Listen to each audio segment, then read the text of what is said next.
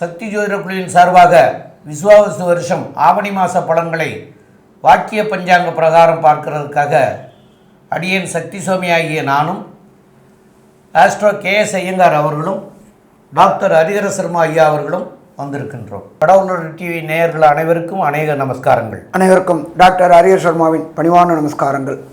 இப்போ நம்ம பார்க்க போகிறது ஆவணி மாதம் காலபுருஷ தத்துவத்தின்படி 3வது ராசியான மிதுன ராசியில் எம்பெருமான் குரு பகவானும் சுக்கிர பகவானும் இருக்காங்க. அதுக்கு அடுத்தது பார்த்தோம்னாக்க 4வது இடமான கர்க்கடகத்தில் புத பகவான் இருக்காங்க. அடுத்தது மாதம் பிறக்கிறது. இந்த மாதத்துக்கு நம்ம என்ன சொல்லுவோம் அப்படின்னாக்க சிம்ம மாதம் அப்படிம்போம். சிம்மத்திலேயே சூரிய பகவான் ஆட்சி பெற்றிருக்கார், கூட கேது பகவானும் அங்கேயே இருக்கார். காலபுருஷ தத்துவத்தின்படி 6ஆம் இடம் அப்படின்றது கன்னி. கன்னியில் செவ்வாய் இருக்கிறார். கடந்த காலகட்டங்களில் வக்ரம் ஆகியிருந்தவர் வக்ர நிவர்த்தி ஆகியிருக்கார். அதுக்கு அடுத்தது பார்த்தோம் அப்படின்னாக்க காலபுருஷத்தின்படி 11ஆம் வீடு கும்ப வீடு. இந்த கும்ப வீட்டில் சனி பகவானும் ராகு பகவானும் இருக்கார். இதில் என்ன ஒரு விசேஷம் அப்படின்னாக்க கடந்த 2/7/2025 17/11/2025 வரலும் சனி பகவான் வக்ர நிலையில் இருக்கார். வக்ரம் அப்படின்னாக்க செயலற்ற நிலையில் இருக்கிறார். அப்போ இந்த காலகட்டங்களில் என்னென்ன ராசிகளுக்கு என்னென்ன நற்பலன்களை தருவாங்க? விஸ்வாவசு வருஷம் ஆவணி மாதத்தினுடைய கிரக சாரங்களை இப்போ பார்க்க போகிறோம். அதாவது பொதுவாகவே மெதுவாக செல்லக்கூடிய கிரகம்னு சொல்லக்கூடிய மாத கிரகங்கள், அதாவது சூரியன், செவ்வாய், புதன் மற்றும் சுக்கிரன், இந்த 4 கிரகங்களினுடைய மாற்றங்களை சொல்லுவோம்.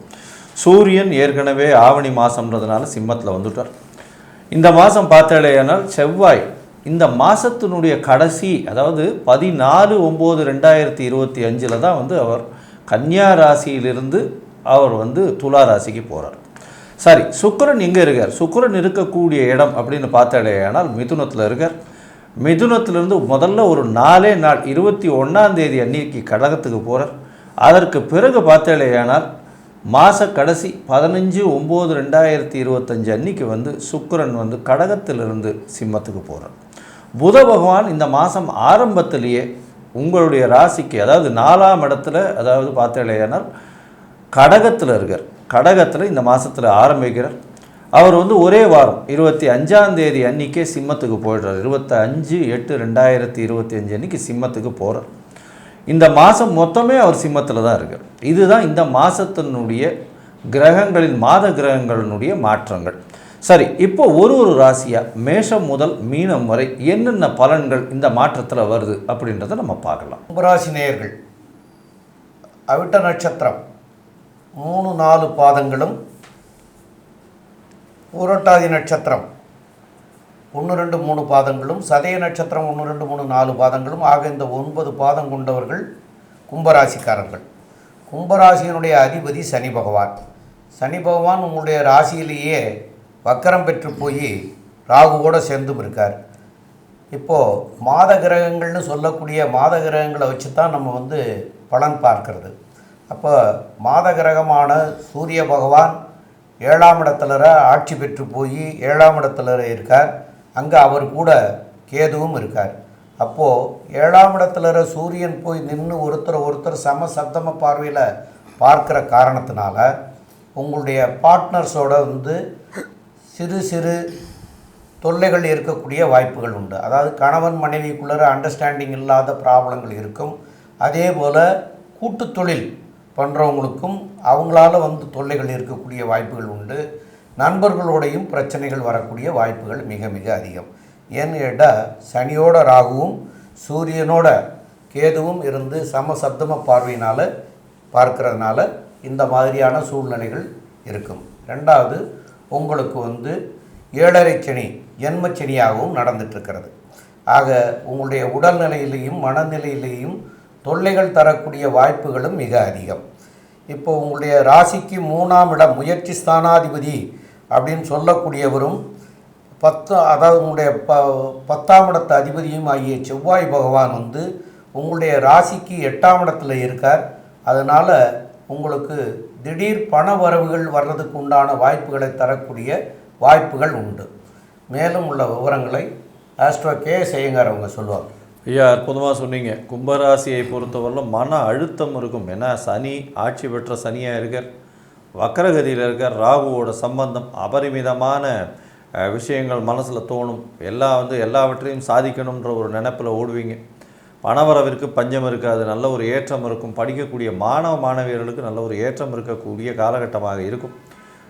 இந்த மாதம் பார்த்திங்கன்னா பொதுவாகவே மாத கிரகம் அப்படின்னு சொல்லக்கூடிய சூரியன், செவ்வாய், புதன் மற்றும் சுக்கிரன், இந்த 4 கிரகங்களுடைய மாற்றங்கள் என்ன அப்படின்றத வச்சு தான் பேசுவோம்.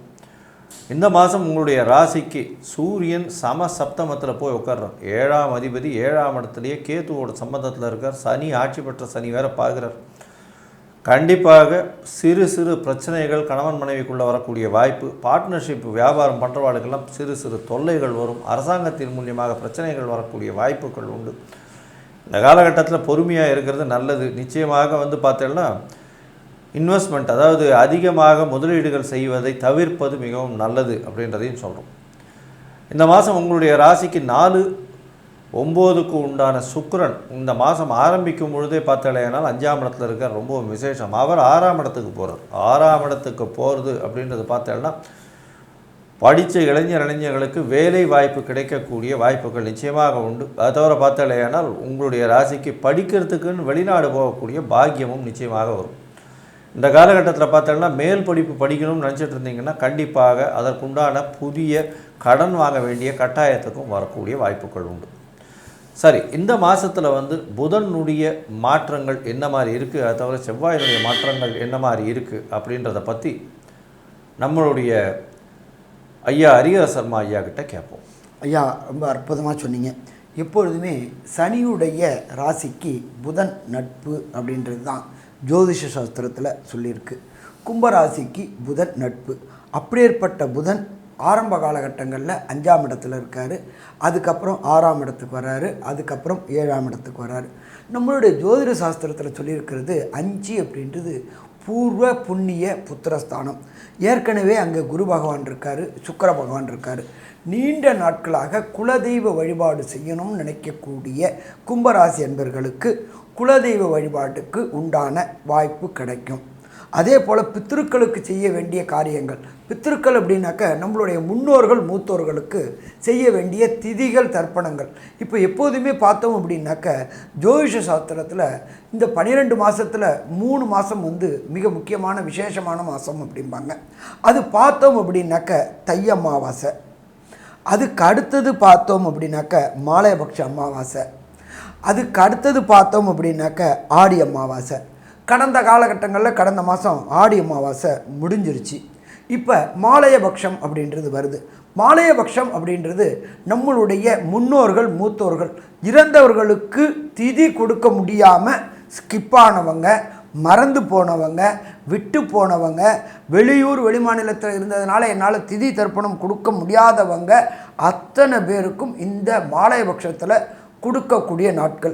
சரி சாமி, நான் எப்போ கொடுக்கறது அப்படின்னாக்க உங்களுக்கு அருகில் உள்ள ஜோசியத்தை கேட்டுட்டு உங்கள் தாய் தகப்பன் எப்போ இறந்தாங்க, முன்னோர்கள் மூத்தவர்கள் எப்போ இறந்தாங்க அப்படின்னு சொன்னீங்கன்னாக்க அவங்க சொல்லிடுவாங்க எந்த திதியில் இறந்தாங்க அப்படின்ட்டு. அந்த திதி அன்னைக்கு மாலைபட்சத்தில் கொடுக்கக்கூடிய காலகட்டம் இந்த ஆவணி மாதம் கும்பராசி என்பவர்களுக்கு. சரி, அடுத்தது 6ஆம் இடத்துல புதன் போகிறார். 6ஆம் இடம் அப்படின்றது என்ன அப்படின்னாக்க வீரிய விஜய சத்ரு ஸ்தானம். சத்ருக்களை வெல்லக்கூடிய பலம் கிடைக்கக்கூடிய காலகட்டங்கள். அதே போல் அடிமை தொழில் செய்யக்கூடியது, வேலை பார்க்குறது அப்படின்றது அடிமை தொழில் செய்யக்கூடியது.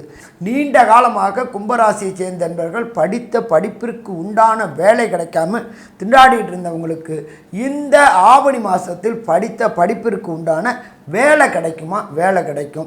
நீண்ட நாட்களாக பதவி உயர்வு பணவரவு கிடைக்காமல் இருந்துகிட்டு இருந்தவங்களுக்கு பதவி உயர்வு பணவரவு ரெண்டுமே கிடைக்கக்கூடிய காலகட்டம் இந்த காலகட்டம்னு சொல்லலாம். இதை தவிர 7ஆம் இடத்துல புத பகவான் வர்றாரு. அங்கே ஏற்கனவே சூரியனும் கேதுவும் இருக்கார். இந்த புதனும் சூரியனும் சேர்ந்தாக்க புதன் ஆதித்யன் யோகம். சூரியனுக்கு இன்னொரு பேர் ஆதித்யன் பேர். புத ஆதித்ய யோகம் பெறக்கூடிய காலகட்டங்களில் மேல்நிலை கல்விகள் படிக்கக்கூடியவங்க, உயர்நிலை கல்விகள் படிக்கக்கூடியவங்க, அரசு உத்தியோகங்களுக்கு ட்ரை பண்ணக்கூடியவங்க. உதாரணத்துக்கு எடுத்துப்போமே, ஸ்டேட் கவர்மெண்ட்டாக இருந்து அந்த டிஎன்பிஎஸ்சி எழுதக்கூடிய கும்பராசி என்பவர்களுக்கு அரசாங்க பணிகள் கிடைக்கக்கூடிய வாய்ப்புகள் உண்டு.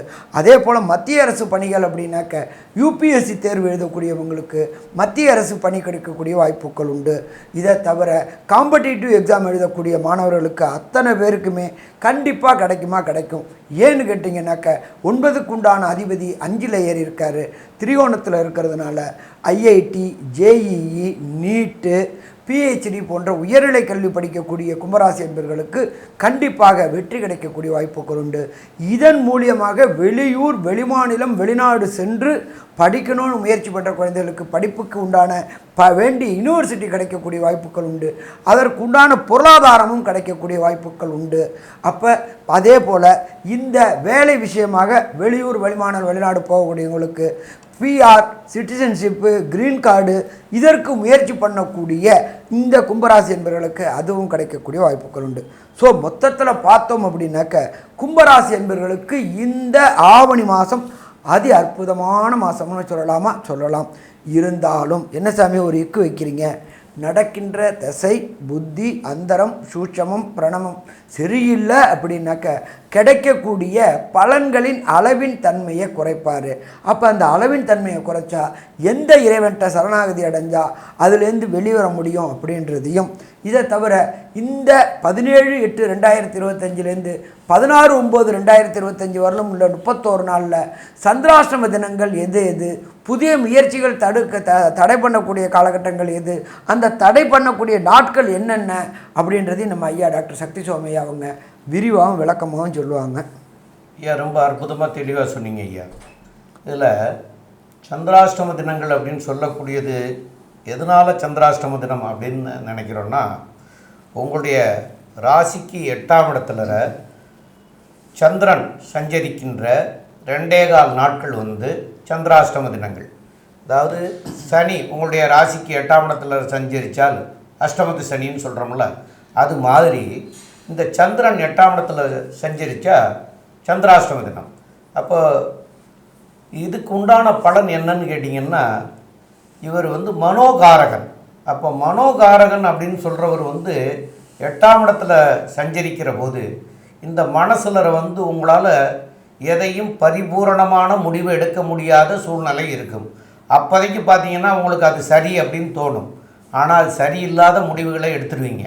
அதனால தான் இந்த சரியில்லாத முடிவுகளை எடுத்துடக்கூடிய சூழ்நிலை இருப்பதனால தான் அந்த நாட்களை தவிர்க்கணும் அப்படின்னு சொன்னாங்க. எதற்காக தவிர்க்கணும் அப்படின்னு சொன்னாங்கன்னா, புதிய முயற்சிகள் எதுவும் செய்ய வேண்டாம், அதாவது புதிதாக எதுவும் தொடங்க வேண்டாம். அதே போல் யாத்திரைகள், அதாவது உள்ளூருக்குள்ளே உள்ள யாத்திரையை சொல்லலை, வெளியூர் வெளிநாடு போகிறது தவிர்க்கணும் அப்படின்னு சொல்கிறோம். அப்போ இந்த மன கிளேசங்கள் ஏற்படுறதுனால, சரியான முடிவு எடுக்காதது காரணத்தினால அதனுடைய பின் விளைவு இன்றைக்கே வராது. அதனுடைய பின் விளைவுகள் ஒரு 3 மாதம் 6 மாதம் 1 வருஷம் கழித்து தான் அதனுடைய விளைவு தெரியும். இப்போ ஒரு புதுசாக ஒரு தொழில் தொடங்கியிருக்குன்னா அது நஷ்டமாயிடுச்சுங்கிறத 6 மாதமோ 1 வருஷமோ கழித்து தான் தெரியும். அப்போ அதுக்காகத்தான் அதெல்லாம் செய்யாதீங்க அப்படின்னு சொல்கிறோம். அப்போ அதுகளெல்லாம் தவிர்க்கிறது நல்லது. இதில் உள்ளூருக்குள்ளே, அதாவது தமிழ்நாட்டுக்குள்ளே இருக்கிறவங்க தமிழ்நாட்டுக்குள்ளே, கேரளாவுக்குள்ளே இருக்கிறவங்க கேரளாவுக்குள்ளே பயணம் பண்ணுறதா இருந்தால் கூட நீண்ட தூரமாக இருந்தால் பண்ணக்கூடாதுன்னு தான் சொல்கிறோம். அப்படி அவசியம் பண்ணித்தான் ஆகணுங்கிற சூழ்நிலை வரும்போது அந்த சந்திரனுக்கு உண்டான பால் அதை நீங்கள் சாப்பிட்டுட்டு நீங்கள் போனீங்கன்னா அதனால் வரக்கூடிய விளைவுகள் நீங்கும். ஆனால் வெளிநாடு போகிறதுக்கெல்லாம் கூட அப்படி பண்ணிடாதீங்க. அது உள்நாட்டுக்குள்ளே பண்ணுறதுக்கு வேணால் பண்ணலாம். ஏன்னு கேட்டால் வெளிநாடுங்கிறது அதனுடைய பயணம், நீண்ட தூர பயணம், அது வேறு மாதிரியான பயணங்கள். அதனால் அதெல்லாம் வேண்டாம். சரி, மேலும் உள்ள இதில் உங்களுக்கு ஜென்மச்சனியாக இருப்பதனால திருநள்ளாறு போய் சனிக்கிழமை அன்னைக்கு சனீஸ்வரனை ஒரு 9 தீபம் எல் தீபம் ஏற்றி வழிபட்டுட்டு வாங்க. அங்கே ஏழை எளிய மக்களுக்கு தான தர்மங்கள் பண்ணுங்க. இந்த ஏழை எளிய மக்களுக்கு நிறைய பேர் இப்போ தான தர்மங்கள் பண்ணிகிட்ருக்குறாங்க. அதனால் என்னன்னு கேட்டிங்கன்னா, ஒரு பிராமணராக இருக்கிறவங்களுக்கு கொடை தானமாக கொடுக்கலாம், அவங்களுக்கு வஸ்திர தானங்கள் கொடுக்கலாம். அதே போல் இந்த காலு கை ஊனமுற்றவர்கள் இந்த மாதிரி இருக்கிறவங்களுக்கு வாக்கிங் ஸ்டிக்கர் வாங்கி கொடுக்கலாம். அதுக்கு உண்டான உபகரணங்கள், இந்த சில செப்பல்கள்லாம் அவங்களுக்கு வேணுங்கிறது மாதிரியாக செஞ்சு கொடுக்கலாம். இந்த மாதிரியான தர்மங்கள்லாம் பண்ணினீங்கன்னா சனீஸ்வரனுக்கு ரொம்ப பிடிக்கும். அப்போ சனீஸ்வரனுக்கு இந்த தான தர்மங்கள்லாம் பண்ணுற போது சனியினால் வரக்கூடிய தாக்கங்கள்லாம் விலகி உங்களுக்கும் உங்களுடைய சந்ததிகளுக்கும் பெரிய நன்மைகளை செய்யக்கூடிய ஒரு இந்த தர்மம் உங்களை தலை காக்க வைக்கும். உங்களுடைய சந்ததிகளுடைய வாழ்க்கையும் நல்லா இருக்கும். அதனால் அந்த மாதிரியான தான தர்மங்கள் பண்ணுங்கள். படிக்கிற குழந்தைகளுக்கு கூட நோட்டு புஸ்தகங்கள், அவங்களுக்கு வேணுங்கிற உபகரணங்கள் அதெல்லாம் வாங்கி கொடுக்கலாம். அவங்களுக்கு உண்டான ட்ரெஸ்ஸுகளை எல்லாம் கூட தானமாக வாங்கி கொடுக்கலாம். அதெல்லாம் பண்ணினீங்கன்னா ரொம்ப நல்லது. மேலும் உள்ள விவரங்களை நம்முடைய ஆஸ்ட்ரோ கேஎஸ் ஐயங்கார் அவங்க சொல்லுவாங்க. ஐயா, அற்புதமாக சொன்னீங்க. அதாவது கும்ப ராசியை பொறுத்தவரையிலும் பார்த்தீங்கன்னா ஜென்ம சனி இருக்குது. உடல் நலத்தில் கவனம் தேவை. குழந்தை பிராப்தி ஏற்படக்கூடிய பாக்கியம் நிச்சயமாக உண்டு. 5ஆம் அதிபதின்னு சொல்லக்கூடிய புதனும் சூரியனும் சேர்ந்து இருக்கக்கூடிய காலகட்டம். காதலில் சிறு சிறு பிரச்சனைகள் வரக்கூடிய வாய்ப்புகள் நிச்சயமாக உண்டு. புதிய அனுபவங்கள் வரக்கூடிய வாய்ப்புகள் நிச்சயமாக உண்டு. எதிர்பாலினத்தவர் மூலியமாக சிறு சிறு தொல்லைகள் வரக்கூடிய வாய்ப்புகள் உண்டு. பார்ட்னர்ஷிப், அதாவது கூட்டு தொழிலில் பிரச்சனைகள் இருக்கக்கூடிய வாய்ப்புகள் நிச்சயமாக உண்டு. வீடு விற்கணும், வாங்கணும், அந்த மாதிரி நிலம் விற்கணுன்ற காலகட்டம். இந்த காலகட்டத்தில் திடீர் என்று உங்களுக்கு பணம் வரக்கூடிய வாய்ப்புகள் நிச்சயமாக இருக்கும். புதிய வேலை அமையக்கூடிய வாய்ப்பு உண்டு. படிக்கக்கூடிய மாணவ மாணவியர்களுக்கு நல்ல ஒரு ஏற்றம் கிடைக்கக்கூடிய காலகட்டம். பதவி புகழ் அந்தஸ்து கௌரவம் வரக்கூடிய காலகட்டமாக அமையிறது. தந்தையின் உடல்நிலையில் சற்று பின்னடைவும் தாயின் உடல்நிலையில் நல்ல ஒரு ஏற்றமும் இருக்கக்கூடிய காலகட்டமாக அமையப்போகிறது. இந்த மாதத்தில் பார்த்தாலேயானால் உங்களுடைய தொழிலில் அதீத லாபம் கிடைக்கக்கூடிய வாய்ப்புகளும் மிகவும் அதிகம். என்ன இருந்தாலும் இந்த மாதத்தில் ஜென்ம சனி நடக்கிறதுனால மன அழுத்தம் அதிகமாக இருக்கும். இந்த மாதத்தில், அதாவது விஸ்வாவசு வருஷம் ஆவணி மாதம், உங்களுக்கு 85% ஒரு நல்ல ஏற்றமும் மாற்றமும் உங்களுடைய வாழ்வில் நிச்சயமாக வந்தே தீரும் அப்படின்னு இந்த சக்தி ஜோதிட குழு சொல்லுது. நன்றி, நமஸ்காரம். கடவுள் அருள் டிவியை பார்த்தமைக்க நன்றிகள். மேலும் இது போன்ற தகவல்களை தெரிந்து கொள்ள கடவுள் அருள் டிவியை சப்ஸ்கிரைப் செய்யுங்கள். மறக்காமல் பெல் ஐக்கானை கிளிக் செய்யுங்கள்.